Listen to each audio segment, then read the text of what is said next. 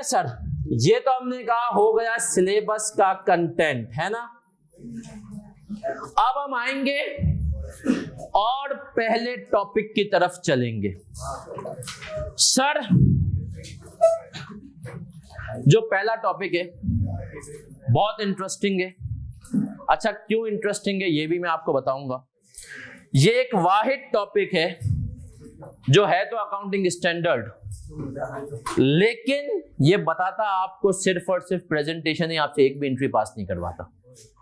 ये वाहिद टॉपिक है जो आपसे एक भी एंट्री पास नहीं करवाता। अच्छा सर, हम अब जैसे कुरान में जो है ना डिफरेंट आयतों का होता है शान नजूल, ये आयत भाई क्यों आई, सही है, क्या वजह थी, किस तरीके, क्या उसके पीछे था वाकया। इसमें भी स्टैंडर्ड्स का भी कुछ ऐसा ही मामला है। स्टैंडर्ड्स क्यों आए पहले मैं आपको लॉजिकली समझाऊंगा कि IFRS 8 जिसका नाम है ऑपरेटिंग सेगमेंट, हमारा जो ये पहला टॉपिक है IFRS 8 ऑपरेटिंग सेगमेंट्स, ये क्यों वजूद में आया, क्या वजह थी, ये मैं आपको बताने लगा हूं।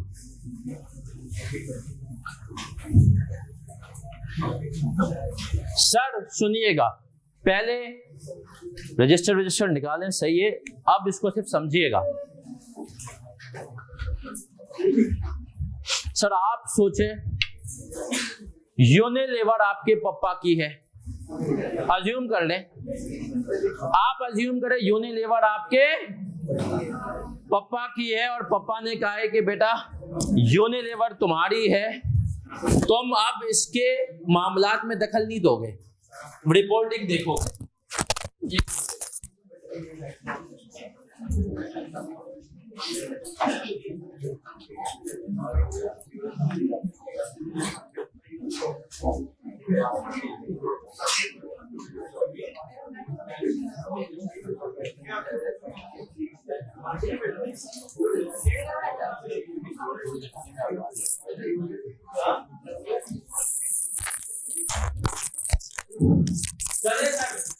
तो हम थे यूनिलीवर किसकी है, पप्पा जी की है। यूनिलीवर आपके पप्पा की है, आपने ये अज्यूम करना है यूनिलीवर पप्पा ने कहा था कभी तो बिजनेस में नहीं आएगा, लेकिन तुझे फाइनेंशियल स्टेटमेंट्स देखनी है, अकाउंट्स देखने हैं। अब आए सर, थोड़ा सा आपको यूनिलीवर का ब्रेकअप बता देता हूं कि सर यूनिलीवर कहता है भाई हम 4 कैटेगरीज में, कितनी कैटेगरीज में, 4 कैटेगरीज में हम काम करते हैं, सही है जी। यूनिलीवर ने कहा हमारी भैया 4 कैटेगरीज हैं। एक है होम केयर, सही है, होम केयर की सर कैटेगरी में क्या क्या चीजें आ जाती हैं भैया, सर्फ एक्सेल, डोमेक्स, नहीं वो बेटा पर्सनल केयर में आते हैं, टोनी को तेरी बेचा केयर करने के लिए रखा है। सर दूसरी कैटेगरी क्या है, personal care, Sunsilk, fair and lovely जो कि अब ग्लो एंड लवली है, आपने कहा उसके अलावा जो तो वो तमाम चीजें जो इंसानी जिस्म पे लगती हैं, तो हमने कहा जो यूनिलीवर बनाता है ये क्या हो गई, पर्सनल केयर। सर तीसरी कैटेगरी है फूड्स और चौथी कैटेगरी है रिफ्रेशमेंट्स। चौथी कैटेगरी क्या है, रिफ्रेशमेंट्स। क्लियर है सर? अब सुनना, कोरोना वायरस आ गया। अच्छा यार हम एग्जांपल ले रहे हैं, यूनिलीवर ने कहा भाई सेल्स पे आते हैं, हमारी सेल्स एग्जांपल ले रहा हूं पहले भी 1000 मिलियन की थी, अभी भी कितने की है, तो कोरोना ने क्या हमारा कुछ भी नहीं बिगाड़ा। अब आप मुझे बताएं यूनिलीवर इन 4 कैटेगरीज में काम करता है। अच्छा मैं आपको ये भी बता दूं, फूड्स के अंदर इनके पास 2 ब्रांड हैं, कनौर और लफान, सही है, मतलब कनौर के केचप नूडल्स जो भी आती है ये, और लफान। रिफ्रेशमेंट्स में इनके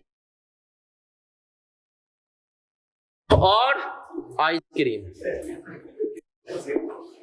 टी और आइसक्रीम। अब कोरोना वायरस आ गया, अब आपके पप्पा की यूनिलीवर है, सही है, बता मेरा वो इसमें क्या है आपके पप्पा की, आप शहजादे हैं आपको नहीं पता, अब हमने कहा मुझे बताएं कोरोना वायरस में ये 4 सेगमेंट्स हैं, किसकी सेल्स बढ़ी होगी, किसकी कम हुई होगी? सर होम केयर की बढ़ी होगी, कम हुई होगी? कम। सर्फ एक्सेल सब बंद थे, लोग बाहर ही नहीं जाते थे, घर में ट्राउजर बगैर बनियान के बैठते थे, सही है। तो हमने कहा सनसिल्क नहीं बिक रहा, इतना अपना सर्फ एक्सेल नहीं बिक रहा, अबे बाहर नहीं जा रहे, नहाएंगे भी नहीं। हमने कहा पर्सनल केयर का भी इंपैक्ट है, घर में बैठे हुए हैं। 2 मिनट्स नूडल्स है ना सर, हमने कहा इसकी सेल्स क्या होगी कोरोना में? बढ़ जाएगी। अच्छा अब इधर आते हैं, टी बढ़ेगी कम होगी? अच्छा मैं आपको बता दूं, टी की सेल्स यूनिलीवर की बढ़ी। क्यों बढ़ी? क्योंकि सर लोग घरों में लोग सही ब्रांड करते हैं, और जो खान होता है जो ढाबे वाला, ये खुली चाय यूज करता है। यहाँ पे लोग प्रॉपर चाय, इनके जो है ना 2 ब्रांड है चाय के, लिप्टन और अबे सबसे बड़े कॉम्पिटिटर है लिप्टन और टपाल तो सुप्रीम, सही है। ये सुप्रीम आपने सुना नहीं होगा, चलता नहीं है, लेकिन ब्रांड है। टी चलिए सर, आइसक्रीम की बताएं बढ़ी होगी कम हुई होगी? कितने लोग कह रहे हैं आइसक्रीम की सेल्स बढ़ी होगी कोरोना में? कितने लोग कह रहे हैं कम हुई होगी? सर बढ़ी है। आवाम ने घरों पे बैठ के, भाई कुछ करने को नहीं था तो तुम घर पे क्या करते हो? खाते हो। सर अब सुनना, अब पॉइंट की बात पे आ रहा हूं, IFRS 8 के मकसद हयात, मकसद वजूद पे आ रहा हूं। सुन लेना कि सर हुआ क्या। अब सुनना, 1000 मिलियन की सेल्स, 1000 मिलियन की सेल्स आपके पापा की कंपनी, हम कंपेयर कर रहे हैं 2020 और 2019 को। अब आपने कहा कि यार सेल्स तो हो गई, लेकिन यार मैं इसका बाइफर्केशन देखना चाहता हूं, किसकी कितनी सेल्स हुई है। पापा ने आपको कहा कि तू सिर्फ फाइनेंशियल स्टेटमेंट्स देखेगा और कुछ भी नहीं देखेगा। अब फाइनेंशियल स्टेटमेंट्स की जब हम बात करते हैं, उसमें तो सेल्स की एक फिगर आती है, ऐसा ही है, उसके अंदर सेल्स की एक फिगर आती है, इसका जो ब्रेकअप होता है उसके अंदर भी ये नहीं बताते कि भैया किस सेगमेंट्स की कितनी सेल्स है, वो तो बताते हैं ग्रॉस सेल्स कितनी थी, उसमें से जो है हमने जो है सेल्स रिटर्न कितनी हुई, नेट सेल्स कितनी हुई। लेकिन आपकी ख्वाहिश होगी कि यार मुझे सेगमेंट वाइज सेल्स पता चल जाए। तो सर इसी ख्वाहिश को पूरी करने के लिए IFRS 8 आया। IFRS 8 के आने का मकसद ही ये था कि यार शेयर होल्डर्स, अब सुनना, एक होते हैं मैनेजमेंट अकाउंट जो कि मैनेजमेंट के लिए बनते हैं, जो कि अभी आप कॉस्टिंग में पढ़ेंगे, उसमें तो सब चीजें खुल के जाती है, लेकिन सिर्फ डायरेक्टर्स देख सकते हैं। एक आम शेयर होल्डर है ना, उसका हक है कि वो जान सके कि भाई यूनिलीवर का कौन सा सेगमेंट अभी कमा के दे रहा है, कौन सा कमाकर, उसके लिए कुछ भी नहीं था। उसको भाई कंपनीज को कहते थे, कंपनीज कहते थे हम पे तो कोई रिक्वायरमेंट नहीं आई है इसकी, हम क्या करेंगे भाई, हम तो क्या दिखाएंगे, सेल्स दिखाएंगे। हम एक सिंपल सी अपनी सेल्स दिखाएंगे और उस सेल्स की बेस पे क्या करेंगे,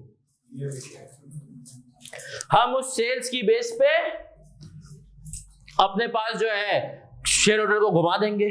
तो शेयर होल्डर को घुमाने से बचाने के लिए स्टैंडर्ड आ गया IFRS 8। इसने कहा कि मैं आया हूं, मैं कुछ कंडीशंस बताऊंगा, अगर ये कंडीशंस कंपनी तुम पे अप्लाई होती हैं तो तुम पे फर्ज है कि तुम अपनी सेल्स को क्या करके बताओ, ब्रेक करके बताओ, डिस्क्लोजर दो, शेयर होल्डर को बताओ फूड सेगमेंट्स कितना यूनिलीवर तुम्हें कमा कर दे रहा है और बाकी सेगमेंट्स कितने कमा कर दे रहे हैं। तो सर आपने याद रखना है कि IFRS 8 का मकसद हयात क्या था, इंफॉर्मेशन को ज्यादा डिटेल्ड फॉर्म में देना, किसको, शेयर होल्डर को। इसके लिए IFRS 8 आया। मुख्तसर सा स्टैंडर्ड है, कौन सा स्टैंडर्ड है सर, मुख्तसर सा स्टैंडर्ड है। इस मुख्तसर से स्टैंडर्ड को आपने अच्छे से समझ लिया तो बड़ा आराम से करेंगे पेपर। पिछली अटेम्प्ट में ये नहीं आया, खैर आईकिप में ये बातें अब अप्लाई नहीं होती कि पिछली अटेम्प्ट में आया नहीं आया, बट पिछली अटेम्प्ट में ये नहीं आया। अच्छा, पहली क्लास में बता दूंगा इसकी जोड़ी किसके साथ बन सकती है। ये वो स्टैंडर्ड है कि ये कंबाइन हो सकता है किसके साथ, फाइनल अकाउंट्स। किसके साथ? फाइनल अकाउंट्स के अलावा ये किसी और के साथ कंबाइन नहीं हो सकता। अगर तो ये कंबाइन होगा तो सिर्फ और सिर्फ किसके साथ होगा, फाइनल अकाउंट्स। उसके अलावा किसी और के साथ इसका कॉम्बिनेशन पॉसिबल ही नहीं है। अब सर आते हैं इसमें हम पढ़ेंगे क्या, ये भी देख लेते हैं। ऑब्जेक्टिव,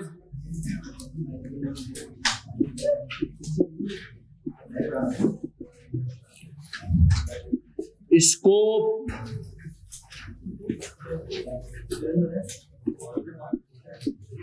डेफिनेशन, ऑब्जेक्टिव था, स्कोप था, डेफिनेशन,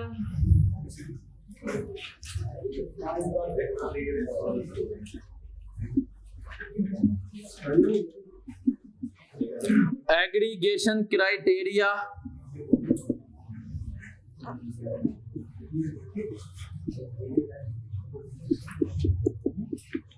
क्वांटिटेटिव थ्रेशोल्ड।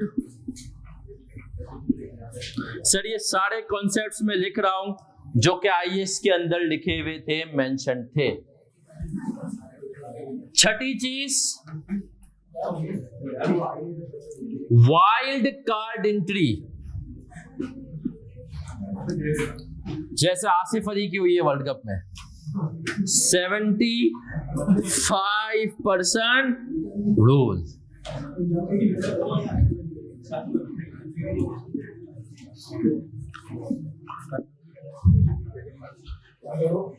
सर कुल मिला के 7 चीजें पढ़ेंगे, कोई 8वीं चीज इसमें नहीं होगी।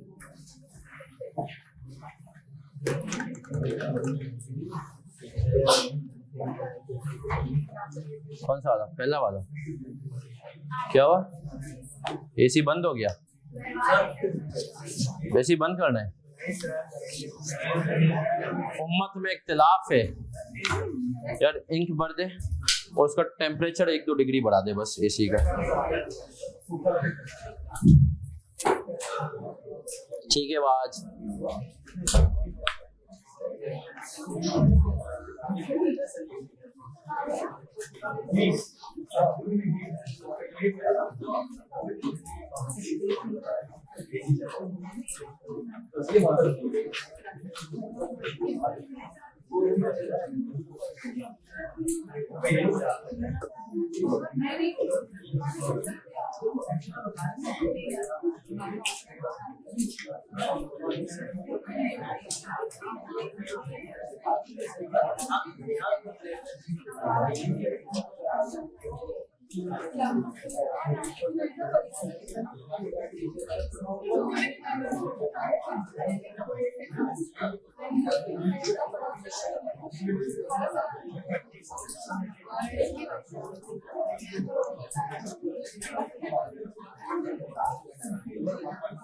चलें सर बढ़ते हैं आगे। बेटा हम क्लास 5:50 पे ऑफ करेंगे, उसके बाद इंशाल्लाह नमाज पढ़ेंगे, ऊपर जमात करेंगे। 5:50 पे आ जाएं। आ जाएं सर, अब आगे बढ़ेंगे।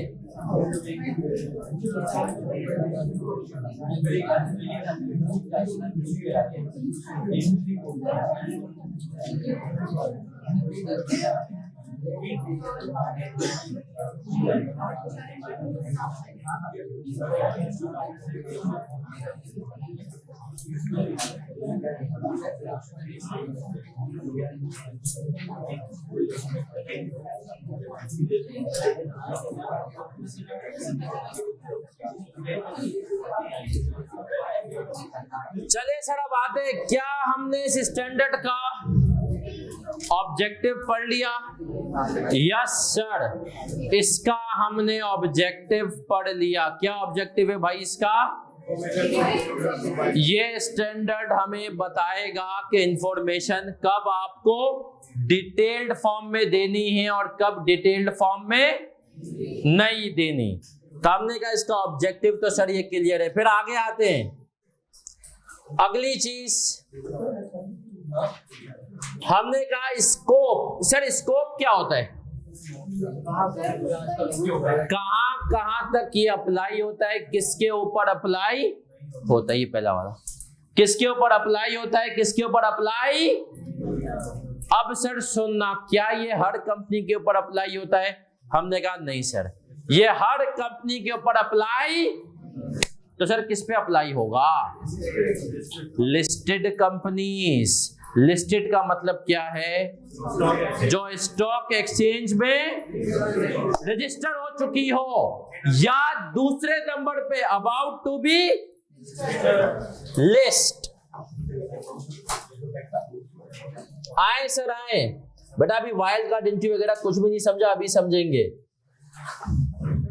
सर स्कोप पढ़ते हैं, देखें आपके पास स्कोप आ रहा है, आया आपको नजर स्कोप? आए सर, अगर आपको स्कोप नजर आ गया, अब स्कोप की मैं आपको शरारतों में भी लेके जाऊंगा। स्कोप पे आए और इसको हैंड आउट मिल गए सबको।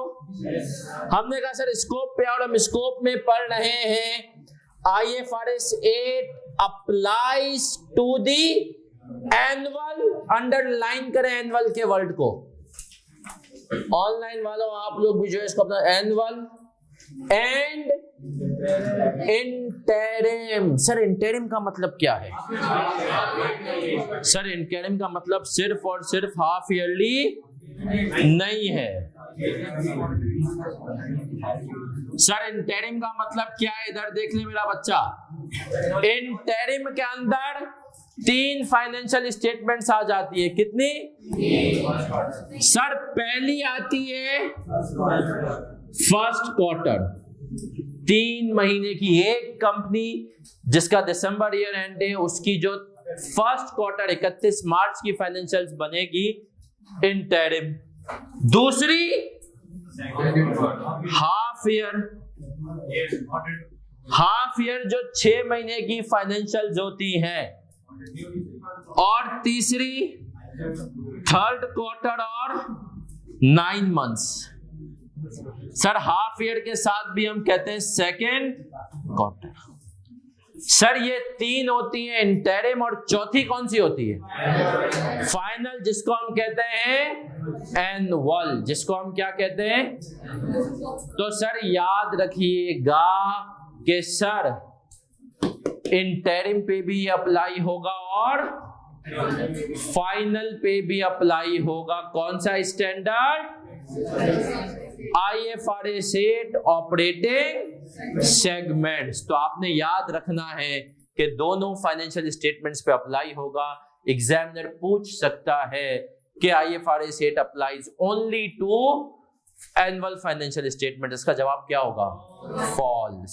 सही है सर। अब सर आए एक और सवाल है। अभी हमने वो टॉपिक पढ़ा नहीं, बट छोटा सा कॉन्सेप्ट है। कंसोलिडेशन पढ़ा हुआ है आपने? नहीं। किसने पढ़ा है? कौन है पुराना?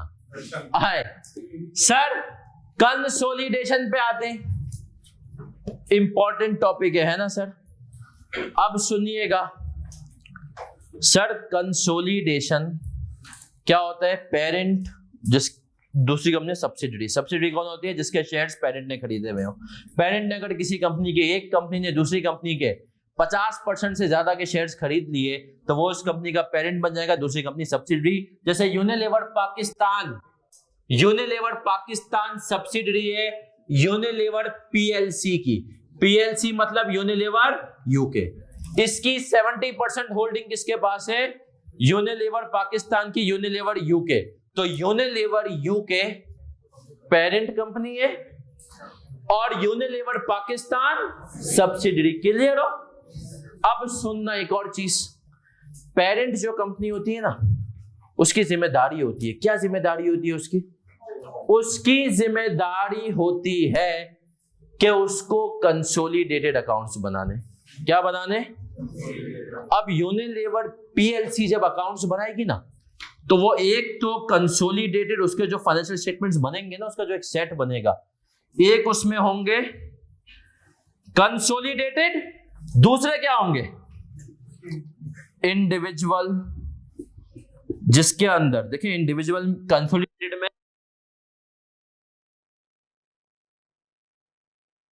सही है, इंडिविजुअल में सिर्फ और सिर्फ किसके होंगे, पीएलसी के होंगे। सही है सर। अब सुनना, स्टैंडर्ड ने कहा यूनिलीवर पीएलसी है, अकाउंट्स बना रही है, कंसोलिडेटेड भी और दोनों को प्रिंट साथ करती है, बुक एक ही आती है, कंसोलिडेटेड भी उसी में लगे हुए होते हैं और इंडिविजुअल, जैसे आपके पास एक बुक आई जिसके अंदर बिजनेस लॉ भी है, कंपनी लॉ भी है, वैसे ही। अब स्टैंडर्ड ने कहा अगर एक कंपनी जो दोनों अकाउंट्स को साथ पब्लिश करती है और उसने कंसोलिडेटेड फाइनेंशियल स्टेटमेंट्स जो है के अंदर ऑपरेटिंग सेगमेंट्स को डिस्क्लोजर दे दिए, तो अब उसको इंडिविजुअल में देने की जरूरत नहीं है। फिर रिपीट करता हूं, एक कंपनी है, पेरेंट कंपनी है, कंसोलिडेटेड अकाउंट्स भी बनाती है, इंडिविजुअल भी बनाती है। स्टैंडर्ड ने कहा अगर उसने कंसोलिडेटेड के अंदर डिस्क्लोजर्स दे दिए तो उसको अब इंडिविजुअल में देने की जरूरत नहीं है। सही है सर। तो अपने पास नोट करें, इसको हम अपने पास नोट करेंगे। If parent company prepares both, if parent company prepares both consolidated financial statements, if parent company prepares both consolidated financial statements and standalone financial statements,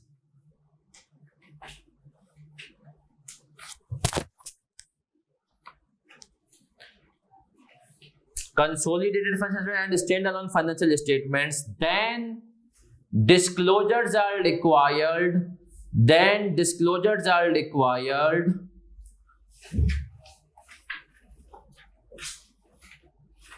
only in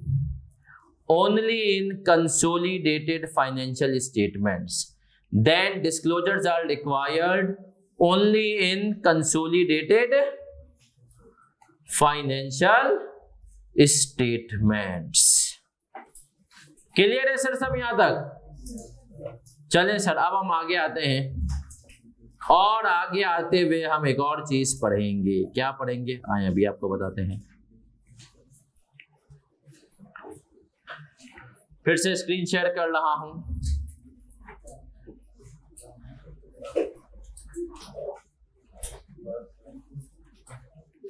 शहीद अभी सर, अब तक हमने क्या पढ़ा? IFRS 8 अप्लाई होगा individual financials के ऊपर भी और कंसोलिडेटेड के ऊपर अप्लाई होगा, एनुअल फाइनेंशियल्स के ऊपर भी और इंटरम के ऊपर भी। मतलब क्वार्टरली पे भी आपको इसका ख्याल रखना है, इसके हिसाब से डिस्क्लोजर देने हैं, और आपको एनुअल के ऊपर भी देना। आपने कहा सर ये तो बेस्ट हो गया। फिर अगर एक कंपनी दोनों फाइनेंशियल्स बनाती है, कंसोलिडेटेड भी और स्टैंड अलोन भी, तो सिर्फ कंसोलिडेटेड में डिस्क्लोजर जाएंगे, स्टैंड अलोन में देना जरूरी नहीं है। अब आते हैं, IFRS it applies to the annual and interim financial statements of an entity. It applies to the separate or individual financial statements of an entity and to the consolidated statements of a group with a parent. सही है। फिर क्या कह रहा है? Whose debt or equity instruments, page number sir हम 2 पे, whose debt or equity instruments are traded in a public market. हमने कहा जिसके डेट और इक्विटी इंस्ट्रूमेंट पब्लिक मार्केट में ट्रेड होते हैं। इसके आगे ब्रैकेट में लिख दो लिस्टेड कंपनी। क्या लिखोगे ब्रैकेट में? लिस्टेड कंपनी अगली चीज, और that files or is in the process of filing its financial statements with a Securities Commission or other regulatory organization for the purpose of issuing any class of instruments in a public market. इसके आगे bracket में लिख लो about to be list, about to be list। अब बड़े गौर से सुनना मेरा बच्चा, बहुत गौर से सुनना। मैं इसको सर्कुलेट कर देता हूँ ना, जिसने नहीं भरा होगा। जो एक बाहर हुई थी अटेंडेंस, ये पूछिए किसकी नहीं हुई है, किस किस की अटेंडेंस नहीं हुई है, किस किस की नहीं हुई है? जिनकी, ये सर्कुलेट कर लें, जो मर्द हजरात की है, जिनकी अटेंडेंस नहीं हुई वो इसमें अपना नाम वगैरह लिख दें, और ये खवातीन में से जिनकी नहीं हुई, ये FAR2 की है, FAR2 की FAR2 इसकी नहीं हुई, लगा दे FAR2 की शीट है। अच्छा सही है, मैं ये लगाते जाएंगे, सही है। जब हो जाएगी तो आप थोड़ी देर में कलेक्ट कर लीजिएगा, ठीक है।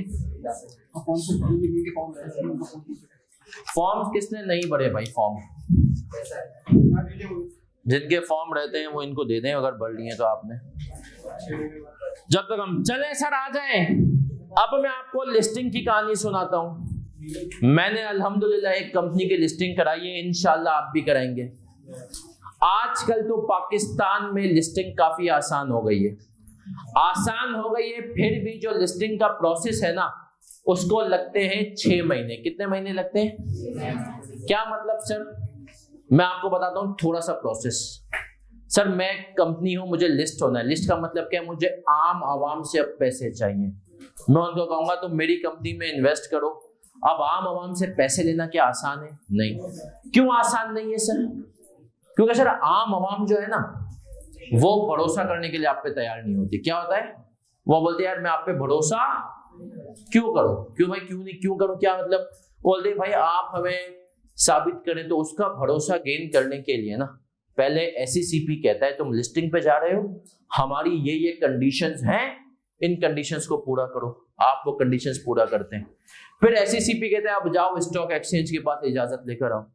स्टॉक एक्सचेंज के पास आप जाते हो, स्टॉक एक्सचेंज कहता है अच्छा भाई SECP की कंडीशंस पूरी कर ली, अब हमारी ये कंडीशंस है, इनको पूरा करो। कंपनी उनको पूरा करती है। फिर स्टॉक एक्सचेंज क्लियरेंस देता है। फिर SECP कहता है अच्छा भाई इजाजत दे दी स्टॉक एक्सचेंज ने? आपने कहा दे दी। वो चेक करते हैं इजाजत सब कुछ सही है, चीजें पूरी हैं। फिर वो कहता है अब आप करेंगे रोड शोज। क्या करेंगे?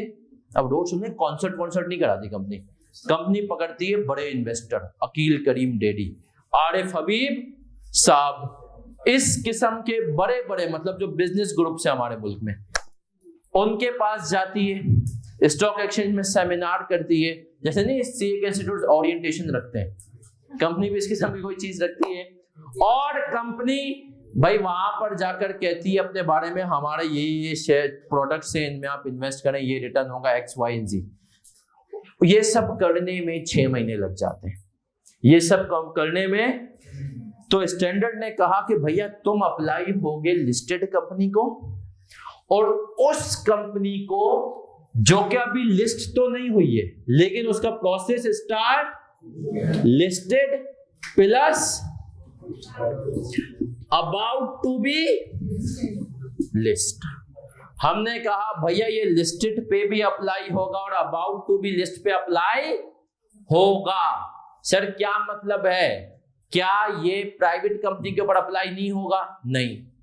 पब्लिक अनलिस्टेड पे होगा? नहीं। तो लिख लो स्कोप के आगे ही समरी में, private company and public unlisted company, private company and public unlisted company need not to follow IFRS 8। अगर आप एक प्राइवेट कंपनी हैं या आप एक पब्लिक अनलिस्टेड कंपनी हैं, तो आपको कतई तौर पे कोई जरूरत नहीं है IFRS 8 को फॉलो करने की। क्या हम यहां तक क्लियर हैं?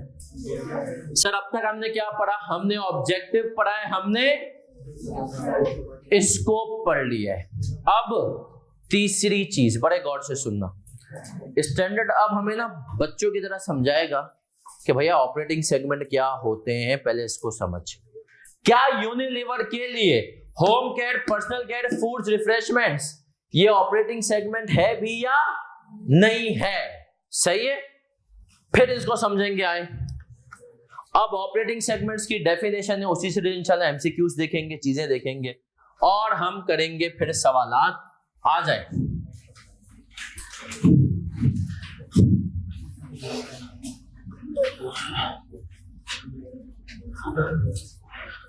सर, हमने कहा ऑपरेटिंग सेगमेंट्स में तीन चीजें आएंगी। कितनी चीजें आएंगी? ऑपरेटिंग सेगमेंट्स में तीन चीजें आएंगी। पहली चीज, फर्स्ट क्या है आए? स्टैंडर्ड ने कहा भैया ऑपरेटिंग सेगमेंट बनाना है ना अपने आप को। हमने कहा यस, तो बोला यार तीन चीजों का ख्याल रखो। चलो भाई क्या तीन चीजें देखते हैं। स्टैंडर्ड ने कहा अब आ जाए सर, ब्लू वाला डब्बा ऑनलाइन वालों को नजर आ रहा है, आपको तो एक ही डब्बा नजर आ रहा है। An operating segment is a component of an entity. ये क्या है भाई? एक कंपोनेंट है that engages in business activities from which it may के वर्ड को अंडरलाइन करो, from which it may earn revenue and incur expenses। अब सुनिएगा, पहली कंडीशन क्या है? उसके अपने ability to earn revenue and incur expenses. अब ये कॉन्सेप्चुअल चीजें, इसके ऊपर एमसीक्यू भी देखेंगे। सर मैं एक वर्ड यूज कर रहा हूं, सलाहियत। मैं क्या कर रहा हूं? सलाहियत। Ability to earn revenue and incur, ability, सलाहियत है उसके अंदर। यूनिलीवर की बात करता हूं। सर यूनिलीवर को अगर मैं बाइफरकेट करूं ना, यहां पर अगर मैं इसको बाइफरकेट करूं तो हमने कहा यूनिलीवर में हमारे पास, जैसे मैंने कहा, फूड्स के दो ब्रांड है, कनौर और लफान। अब सर कनौर में जाऊं तो इसमें नूडल्स भी है और इसमें केचप भी है। हमने कहा इसके अलावा सूप भी है। रफान पे आऊं तो कस्टर्ड्स हैं, जेलीज है ना सर। बाकी हमने कहा सही है सर। अब हमने कहा नूडल्स पे आते हैं। किस पे आते हैं? हमने कहा नूडल्स जो है, क्या ये ऑपरेटिंग सेगमेंट्स का पहला क्राइटेरिया मीट करती है? क्या नूडल्स ऑपरेटिंग सेगमेंट का पहला क्राइटेरिया? क्या इसके अपने एक्सपेंसेस हैं? क्या इसके अपने रेवेन्यू है? Yes sir. पहला सर, क्या ये सब सूप, नूडल्स, केचप, जेली ये मीट करते हैं? पहला क्राइटेरिया यस सर। हमने कहा मीट करते हैं, तो इसने कहा पहला क्राइटेरिया क्या है? अब मैं आपको इसकी एक दूसरी एग्जांपल देता हूं। एक कंपनी है, अब ऑपरेटिंग सेगमेंट का मतलब जरूरी ये नहीं कि अलग लाइन ऑफ बिजनेस ही हो, ये एक डिपार्टमेंट भी हो सकता है। एग्जांपल देता हूं सर, अगर मैं किसी भी कंपनी के फाइनेंस की बात करूं ना, किसकी बात करूं? फाइनेंस के अंदर तीन डिपार्टमेंट्स आते हैं मेजर, बड़ी जगह पे। छोटी जगह पे तो सब एक ही होते हैं।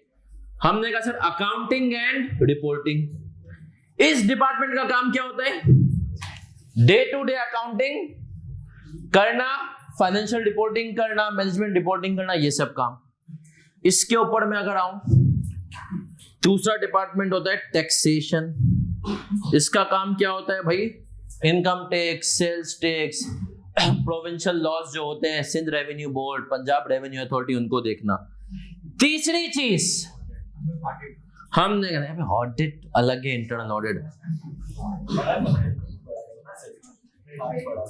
ट्रेजरी कौन सा डिपार्टमेंट होता है? इसको मैं कहता हूं कंपनी के अंदर सूदी इदारा। कंपनी के अंदर कौन सा इदारा? सूदी इदारा। मतलब इसका काम क्या होता है, इसका काम होता है अगर कंपनी के पास पैसे कम है तो बाहर से अच्छे रेट्स पर बैंक से इधर उधर से ला कर दे, और अगर कंपनी के पास पैसे ज्यादा है तो तुम सस्ते के अंदर और अच्छे से अच्छे रेट पर इन्वेस्टमेंट करो। तुम अच्छे से रेट पर क्या करो, इन्वेस्टमेंट करो। अब आते हैं पहली कैटेगरी के हिसाब से, सर क्या अकाउंटिंग एंड रिपोर्टिंग के जो लोग बैठे हुए हैं क्या ये ऑपरेटिंग सेगमेंट होंगे? नहीं सर।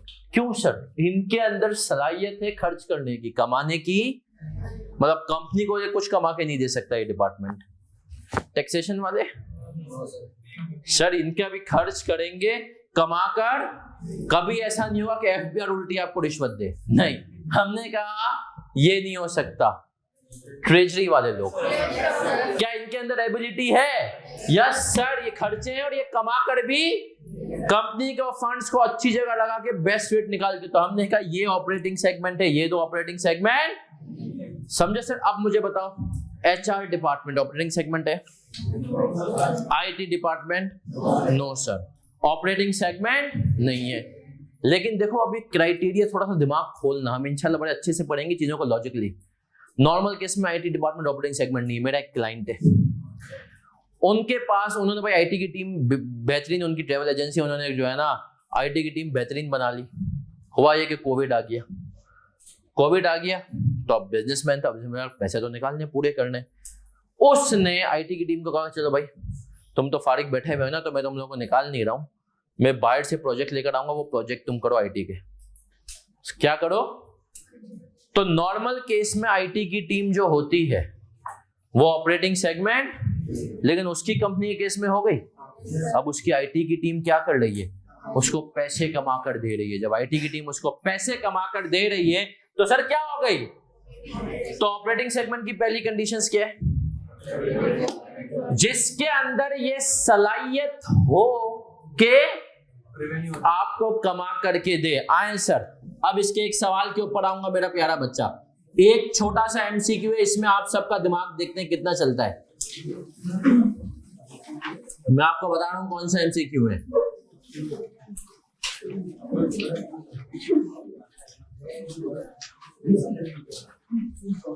चले सर, आए पेज नंबर 10 पे आएंगे, हैंड आउट के page number 10।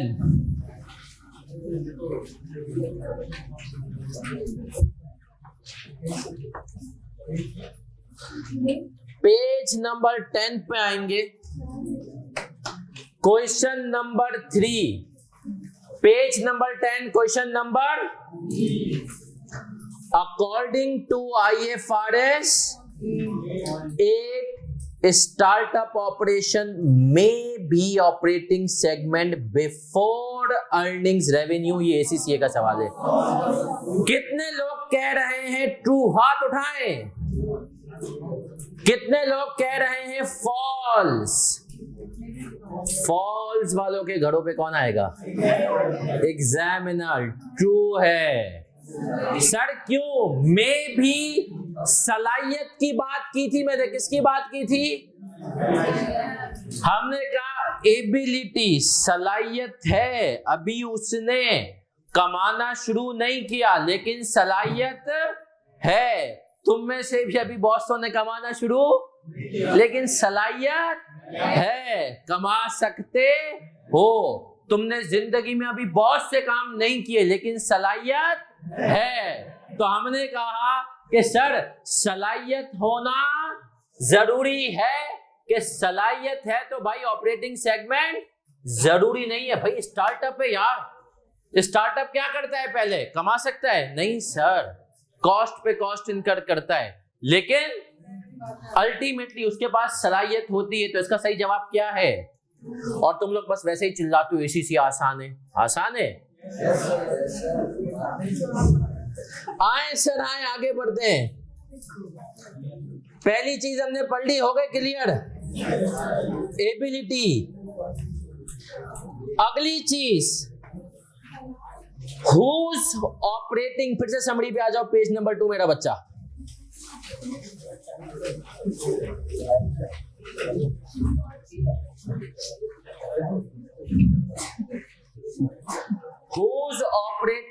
results are regularly reviewed by the entity's chief operating decision maker to make decisions about resources to be allocated to the segment and assess its performance.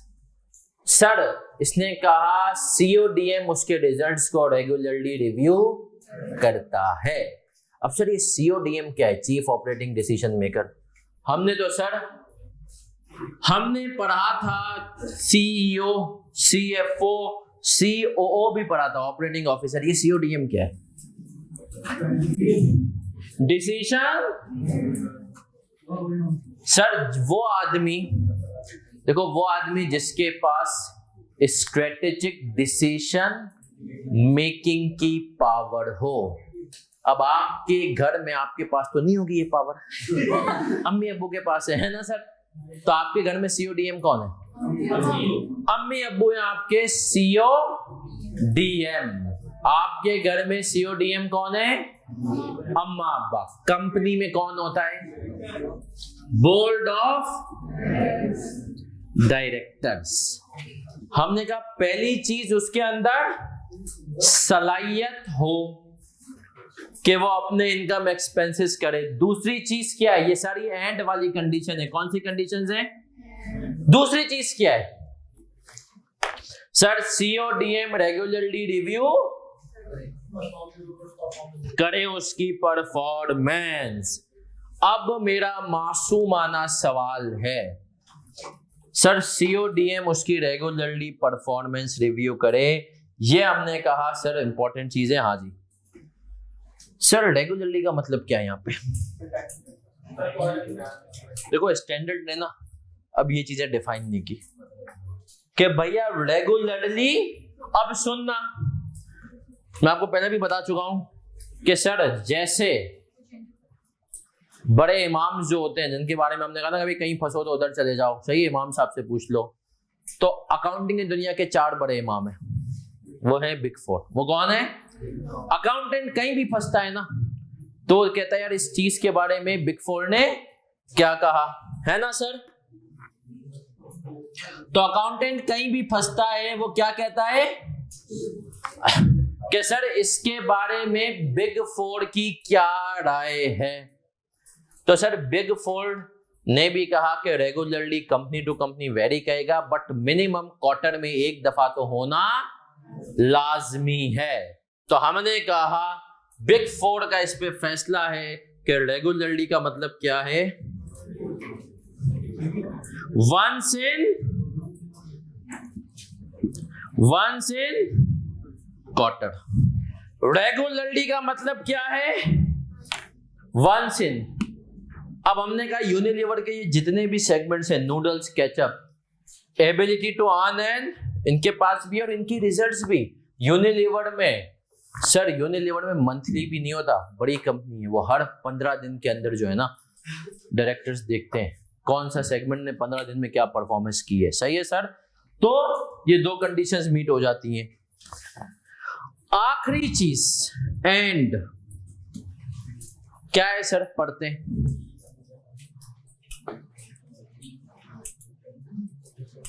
Online वाले बच्चों board बिल्कुल ठीक है। एक बच्चे का sir थोड़ा सा बिगड़ है, आई थिंक उनके नेट के यहाँ पे इशू होगा ना।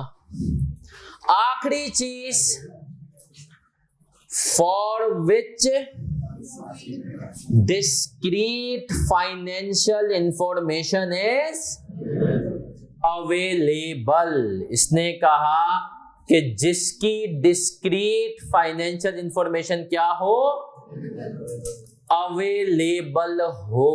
अब सर डिस्क्रीट फाइनेंशियल इंफॉर्मेशन का मतलब क्या है? तो क्या लगाएं?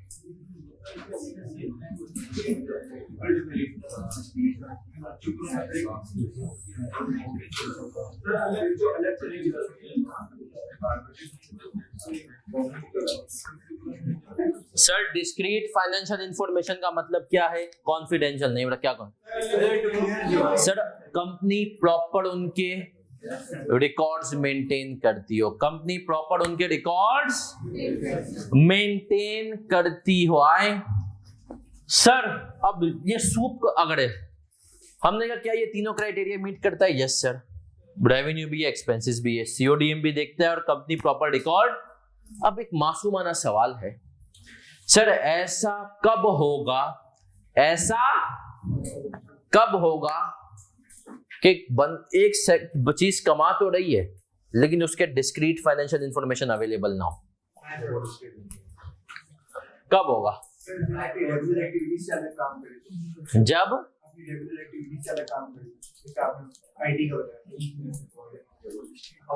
चले उसकी भी कॉस्ट और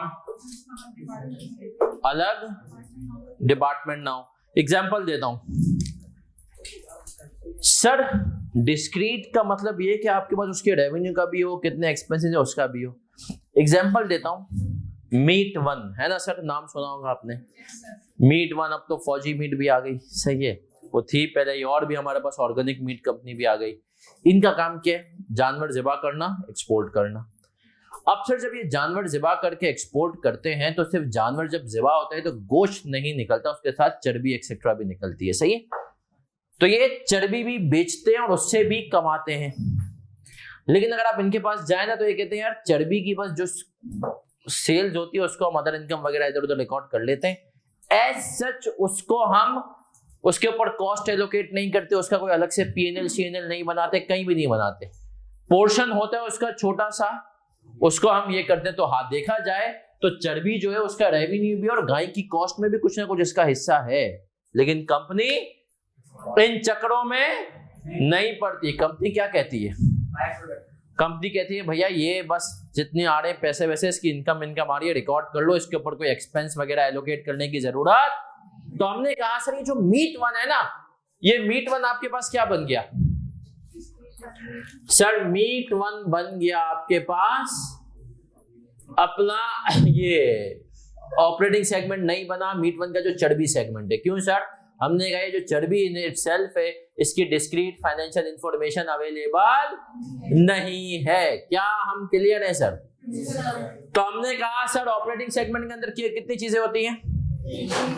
एबिलिटी टू अर्न, दूसरी सीओडीएम रेगुलरली रिव्यू, तीसरी चीज सर जिसकी डिस्क्रीट फाइनेंशियल इंफॉर्मेशन अवेलेबल हो। अगर डिस्क्रीट फाइनेंशियल इंफॉर्मेशन अवेलेबल नहीं है तो इसका मतलब क्या है? वो ऑपरेटिंग सेगमेंट ही। अब सर आएंगे, गेम जीतेंगे हम तीसरे राउंड में। कब जीतेंगे? पहला राउंड था कि भैया पहले आइडेंटिफाई करो ऑपरेटिंग सेगमेंट है भी या। यूनिलीवर पे आते हैं, यूनिलीवर ने आइडेंटिफाई कर लिया कि भाई हमारे तो कनौर के अंदर 3 ऑपरेटिंग सेगमेंट है, केचप के अंदर 2 हैं। इस तरीके से यूनिलीवर के 41 ऑपरेटिंग सेगमेंट है। कितने? 41 ऑपरेटिंग सेगमेंट है। स्टैंडर्ड को कहा, स्टैंडर्ड ऑपरेटिंग सेगमेंट आइडेंटिफाई हो गए, अब इनका डिस्क्लोजर दे दें। स्टैंडर्ड ने कहा रुको जरा सब्र करो। पता तुम अगर 41 को डिस्क्लोज करोगे ना बेटा तो फाइनेंशियल स्टेटमेंट्स की तो वाट लग जाएगी। खुद सोचो, मतलब 41 की सेल्स बता रहे हो, एक्सपेंसेस बता रहे हो, तो यार मतलब शेयर होल्डर भी परेशान होएगा। तो स्टैंडर्ड ऐसे नहीं करो। स्टैंडर्ड ने कहा स्टेप 1 क्या था? ऑपरेटिंग सेगमेंट आइडेंटिफाई करो, तुमने कर लिया डेफिनेशन। अगली चीज क्या लिखी है? Aggregation criteria. अब मैं आपसे कुछ सवालात पूछने लगा हूं, सबने सुनना है और बड़े गौर से मेरा बच्चा जवाब देना है। सबकी तवज्जो इधर होनी चाहिए, सबकी तवज्जो इधर।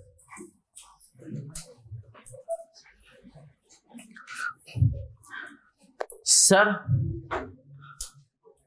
हम बात करेंगे साबुन और शैम्पू की, है ना सर?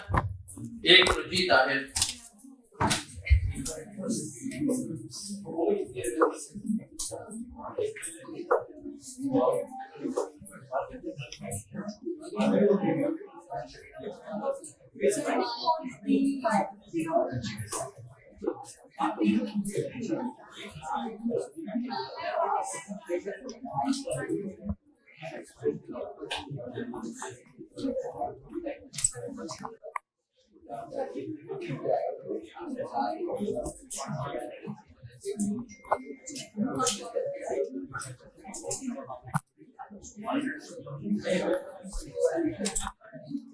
चले सर अब आते हैं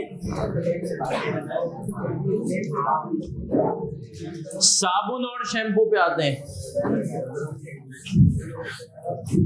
यूनिलीवर ने कहा भाई हम डिस्क्लोज करने, स्टैंडर्ड ने कहा नहीं, पहले देखो इनमें से जिस को तुम एक्यूमुलेट कर सकते हो, मिला सकते हो, उनको मिला दो और उनका कंबाइन रिजल्ट कर दो।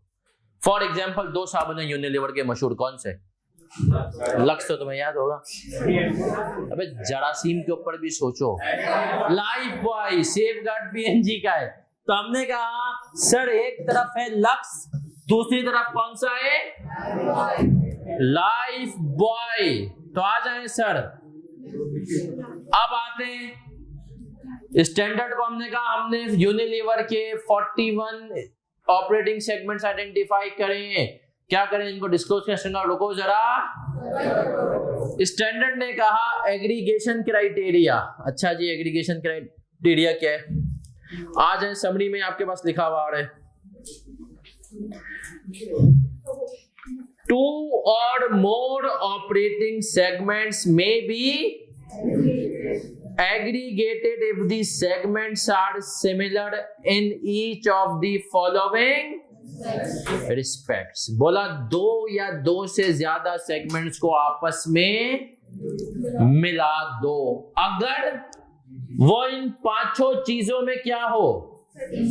सेम हो। अब आपने सुनना है, आपके दिमाग में एक तरफ होगा सनसिल्क, दूसरी तरफ होगा लक्स। आपने कहा सनसिल्क और लक्स को क्या हम मिला सकते हैं या नहीं? ये 5 का क्राइटेरिया अभी से मना नहीं करें, पहले क्राइटेरिया पढ़ें।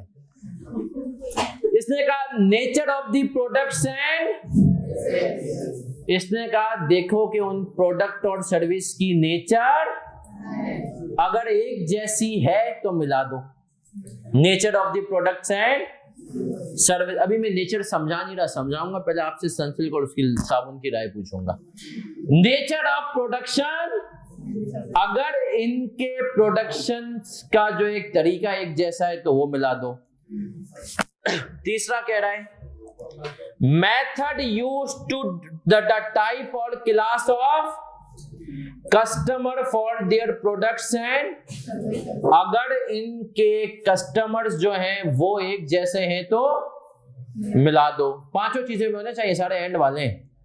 The method use to distribute their products और प्रोवाइड देयर, इनका जो डिस्ट्रीब्यूशन चैनल है, इम्तियाज में बेचते हो कैसे बेचते हो, अगर ये सेम है तो मिला दो।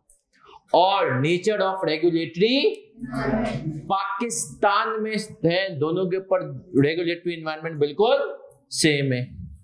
अब मेरा सवाल है, देखो उसने कहा 1 2 में नहीं 5 में अगर सेम होंगे तो आप क्या करोगे? अब एक और बात सुनो सर, ये वो एरिया है जो अब तक टेस्टेड नहीं है, मार्क एज इंपॉर्टेंट करो, ये पेपर में पूछा जा सकता है। इसने जो IFRS 8 के ऊपर सवालात बनाए उसमें अभी तक इस एरिया के ऊपर सवाल पूछा नहीं है। अब आए, मुझे कितने लोग कह रहे हैं सर इन 5 क्राइटेरिया की बेस पर साबुन और शैम्पू को हम मिला सकते हैं? 1 आदमी, 2 आदमी, 3 आदमी, मैं अकेला ही चला था, जाने में मंजिल लोग मिलते गए और काफिला। उसामा ने कहा मैं अकेला हाथ उठाया। अब कितने लोग कह रहे हैं साबुन और शैम्पू को आपस में मिला सकते हैं इस क्राइटेरिया की बेस पे? बाप जो आपके सामने तो समझाऊंगा। कितने लोग कह रहे हैं मिला सकते हैं साबुन और शैम्पू को एक कर सकते हैं? कितने लोग कह रहे हैं कि नहीं कर सकते, अलग अलग ही रहेंगे? ऑनलाइन वालों तुम भी बता दो। फिर से ऑनलाइन वाले माशाल्लाह आवाम तो है लेकिन सही से जवाब नहीं दे रही, जल्दी बताएं कितने लोग कह रहे हैं मिला सकते हैं, कितने लोग कह रहे हैं नहीं मिला सकते? सर जो लोग कह रहे हैं ना मिला सकते हैं, आप यकीन माने आप इनको नहाने भेजें, साबुन या शैम्पू में से कोई एक चीज दे दें, पूरा ला के निकलेंगे। फर्क ही नहीं पड़ता इनको, है ना सर, कि हम तो आप कोई भी चीज, लड़के तो ऐसे ही होते हैं, सही है सर। हमने कहा हम, और सर ये लोग सही हैं। आप नेचर वाइज चीजें सेम हैं, नेचर वाइज चीजें। आए सर अब सुनिएगा, सही है सर, आ जाए अब सुन लें। साबुन, शैम्पू, इवन क्रीमें भी यहां पर आ जाती हैं, सही है।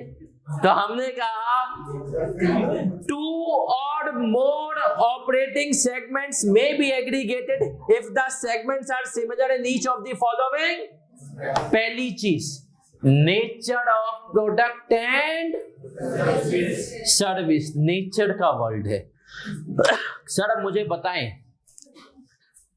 साबुन हो या शैम्पू हो, आपकी खूबसूरती के लिए काम आता है, सही है, सही है। दोनों की नेचर क्या है सर, प्रोडक्ट और सर्विस की। भाई एग्जैक्ट सेम की बात नहीं हो रही, नेचर वाइज देखो, इंसान के जिस्म पे यूज होता है। दूसरी चीज, नेचर ऑफ प्रोडक्शन, और भाई प्रोडक्शन प्रोसेस भी देखो सेम है, केमिकल्स को मिलाओ, एक को जमा दो, एक को लिक्विड फॉर्म में दे दो, सही है। मतलब हमने कहा केमिकल्स को मिलके ही बन रहा है ना। प्रोडक्शन प्रोसेस अलग कब होता है कि सर एक तो केमिकल्स के मिलाप से बन रहा है, दूसरा ये जो ऑटोमोबाइल सेक्टर होता है इसमें डाइस बनती है, सही है। वो डाइस, टेक्सटाइल की अलग प्रिंटिंग होती है कपड़े पे, इनकी नेचर सेम है केमिकल्स के मिलाप से। Nature is a broad word, nature के हिसाब से भी सेम है। तीसरी चीज, टाइप, और दोनों इंसान यूज करते हैं, कोई भालू यूज नहीं करता। तो हमने कहा कस्टमर, अब देखो इंसान तो इंसान है ना, अब बच्चा, बड़ा, मर्द, औरत, ये अलग अलग चीज है, लेकिन हमने कहा नेचर वाइज तो सेम है। Methods use to distribute their products और प्रोवाइड देयर,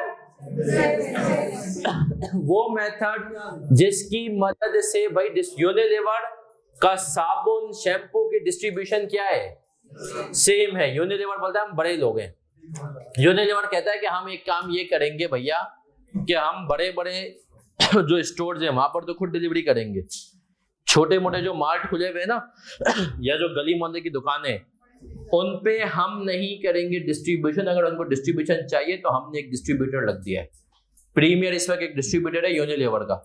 बोला भाई ये जो है ना तुम पकड़ो, आगे जिसको बेचना है तुम बेचो, हम तुम्हें बेचेंगे, सही है सर। तो हमने कहा डिस्ट्रीब्यूशन चैनल भी सेम है, रेगुलेटरी एनवायरनमेंट भी क्या है, सेम है। तो सर याद रखें, यूनिलीवर जो तमाम प्रोडक्ट्स जो कि इंसानी जिस्म पे यूज होते हैं उनको क्या करता है, एक कर देता है, एक कर देता है। अब जितने भी शैम्पूज हैं, जितने भी साबुन हैं, क्रीम्स हैं, पॉन्ड्स, फेयर एंड लवली, ये सब क्या हो जाती हैं, एक हो जाती हैं। तो आज तक ये चीज पेपर में टेस्ट नहीं हुई। अब सुने आखिरी बात, फिर क्लास को ऑफ करेंगे। सर रेगुलेटरी एनवायरनमेंट मतलब इनके ऊपर कानून कौन से अप्लाई होते हैं, जरूरी नहीं कि कानून एक ही अप्लाई हो। अब सुनना, यूरोप के अंदर डिफरेंट मुल्क है, उन सब के रूल्स वैसे थोड़े बहुत अलग अलग हैं बट ब्रॉडली एक जैसे, नेचर एक है, सही है। इसकी एक और एग्जांपल दे देता हूं सर, केएनएस की बात करता हूं, सीए, एसीसीए, इनके दो ही है। सीए, एसीसीए को मुझे बताओ इन पांचों क्राइटेरिया के हिसाब से अलग अलग रखेंगे या एक रखेंगे, पांचों को देखो कितने लोग कह रहे हैं अलग अलग जाएंगे, क्यों, एसीसीए जानवर करते हैं।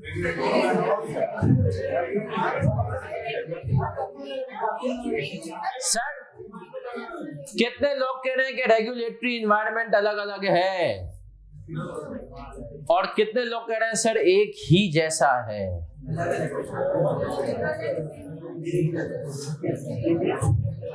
सर सीएसीसीए केएनएस के लिए सेम है, क्यों सर, पूछिएगा क्यों। सर नेचर का वर्ड है भाई। एसीसीए भी कहता है आपके कैंपस के अंदर जो है लाइब्रेरी हो, एसीसीए भी कहता है कि आपको बच्चों को ये फैसिलिटीज देनी है, सीए भी कहता है। कहने को दोनों अलग अलग हैं लेकिन दोनों का हमने कहा रूल्स रेगुलेशंस मिलते जुलते हैं, तो सीए एसी सीएबी केएनएस के लिए क्या हो गया, सेम हो गया। तो इसका मतलब क्या है सर, हमने क्या सीखा, नेचर का वर्ड बहुत इंपॉर्टेंट है। अच्छा एक और चीज, खुदारा एग्जांपल्स हैंडआउट्स पे लिखते जाओ रजिस्टर में, तो मैं ये याद रहेंगी तो इंशाल्लाह रिवीजन में सर क्विकली मैं रिवाइज करवाऊंगा, फिर कल की क्लास का टाइम। और फिर सर सबसे पहले आज की क्लास में हमने इसका ऑपरेटिंग सेगमेंट्स का क्या पढ़ा, हमने कहा रिकॉर्डिंग भी जो मैं लगाऊंगा उसको मैं अलग लगाऊंगा, इसकी इंट्रोडक्शन टू एफएआर2 वाली और बाकी अलग। सबसे पहले हमने पढ़ा कि सर इसका ऑब्जेक्टिव ये क्यों आया, क्योंकि शेयर होल्डर को बताया जा सके जो इंफॉर्मेशन उसको चाहिए, एक साथ उसको कंपाइल्ड इंफॉर्मेशन ना मिले, उसको डिस्क्लोजर फॉर्म में अलग अलग मिले। फिर हमने कहा सर ये अप्लाई किस पे होगा, listed companies, companies about to be, private companies के ऊपर अप्लाई नहीं होगा, पब्लिक अनलिस्टेड पे अप्लाई। सर फिर हम आगे बढ़े, मजीद आगे बढ़े, शदीद आगे बढ़े, और हमने क्या पढ़ा जल्दी बताओ, हमने पढ़ा कि सर जो है हमारे पास ऑपरेटिंग सेगमेंट के अंदर कितनी चीजें आती हैं, मतलब 3 क्राइटेरिया है। पहला क्राइटेरिया हमने कहा कि सर उसके अपने एक्सपेंसेस हो और अपनी इनकम कमाने की सलाहियत हो। दूसरी चीज सीओडीएम, जो डिसीजन मेकिंग कर सकते हैं, बीओडी, उसके रिजल्ट्स को रेगुलरली। तीसरी चीज सर उसकी डिस्क्रीट फाइनेंशियल इंफॉर्मेशन हो। ये हमने कहा अगर 3 चीजें हुई तो इसका मतलब क्या है, ऑपरेटिंग सेगमेंट है। फिर सर हम मजीद आगे बढ़े और हमने क्या पढ़ा, एग्रीगेशन क्राइटेरिया। एग्रीगेशन क्राइटेरिया हमने कहा पहले आइडेंटिफाई करो ऑपरेटिंग सेगमेंट है भी या नहीं है, फिर अगर वो एक जैसे हैं तो क्या कर दो। हमने कहा सर एग्रीगेट करेंगे, कैसे करेंगे, अगर वो 5 चीजों में एक जैसे हो। पहली चीज प्रोडक्ट और सर्विस की नेचर, साबुन शैम्पू की नेचर एक जैसी है, साफ करते हैं तुम्हें। दूसरी चीज प्रोडक्शन प्रोसेस। तीसरी हमने कहा नेचर और टाइप ऑफ क्लास और कस्टमर। चौथी चीज हमने कहा, चौथी चीज के सर उनका डिस्ट्रीब्यूशन चैनल। पांचवी चीज रेगुलेटरी नॉर्म। कल की क्लास देखो, वैसे हमारी क्लास अगले हफ्तों से तो दोपहर में होगी, सिर्फ कल की क्लास, क्योंकि कल कॉस्टिंग की पहली क्लास है, सही है, 4:15 बजे। तो हमारी क्लास कल है 2:15 से 4:15।